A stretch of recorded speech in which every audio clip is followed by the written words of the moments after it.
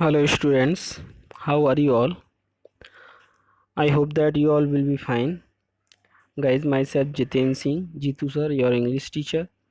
Today in this video we are going to discuss the second part of the chapter Lost Spring. We have already studied the explain of the chapter till uh,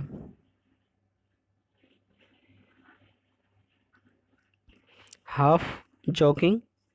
Today we will start the chapter from yes, he says. Yes, he says, smiling broadly. It means Sahib, the boy, says that he would join the writers' school surely. A few days later, I see him running up to me. Is your school ready?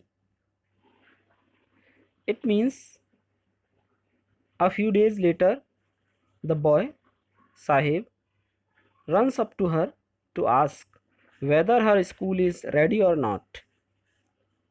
Then it takes longer to build a school, I say, embarrassed at having made a promise that was not meant. But promises like mine abound in every corner of his bleak world. It means the writer replied that it takes a lot of time to build a school. She felt ashamed at making a false promise of the boy. She had said this is a joke and had never intended to open a school. So she felt ashamed of herself because Sahib was not hurt because he was not used to such false promises as they excited in large numbers in his empty world. He was surrounded by such false promises made by everyone around him. His world was empty as no promise made to Sahib was ever fulfilled. Okay, guys.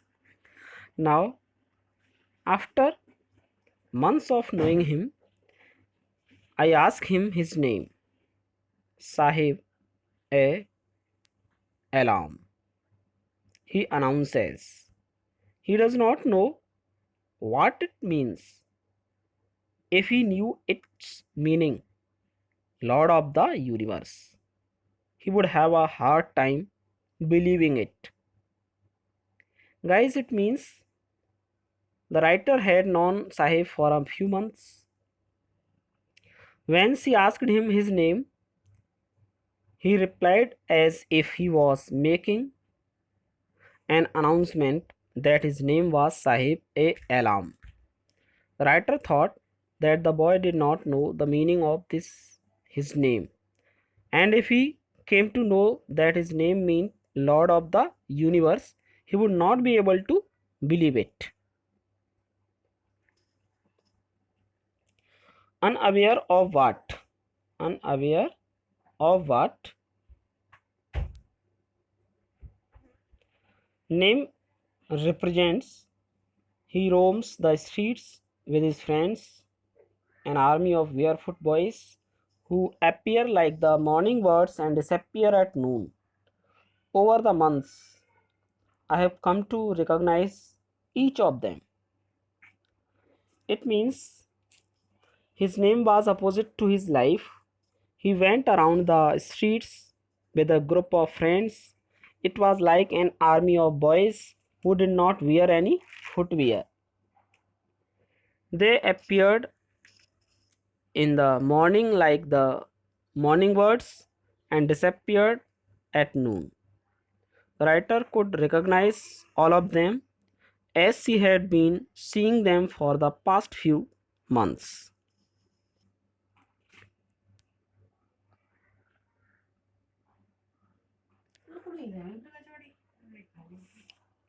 Why aren't you wearing chappals? I asked one.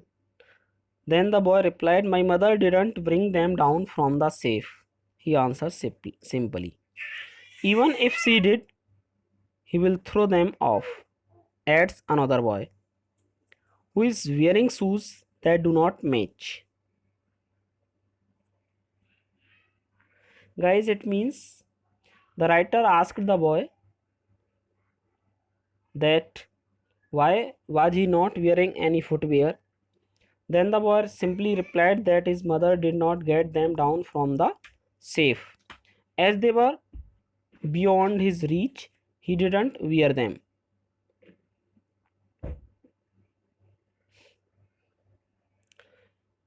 Another boy who was wearing a different type of shoes, they were both different in each foot, said that even if his mother would have given him the footwear, he would have thrown it away.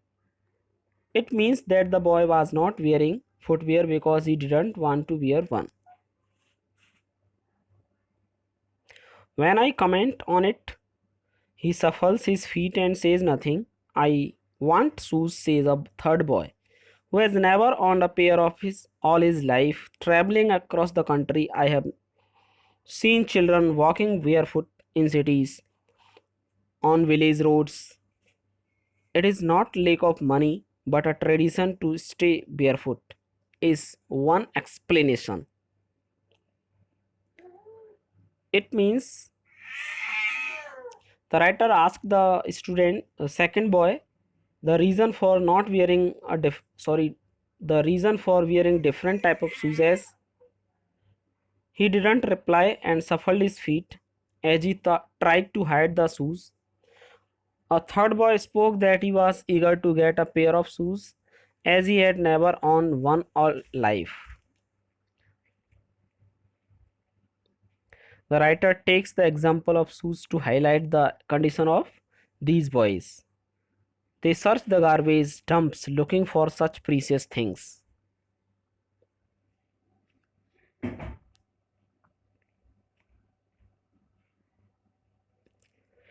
If this is only an excuse to explain away a perpetual state of poverty. I remember a story a man from UDP once told me. As a young boy, he would go to school past an old temple where his father was a priest. He would stop briefly at the temple and pray for a pair of shoes. So, guys, it means the writer narrates a story told to her by a man from Udupi. It means it is a town in Karnataka. When he was a young boy, he would walk to his school. On the way, he would cross a temple where his father worked as a priest. He would stop at the temple and pray to God to bless him with a pair of shoes. So, thank you guys. It was the second part of this video. We will discuss about the next part in the next video. Till then, bye bye.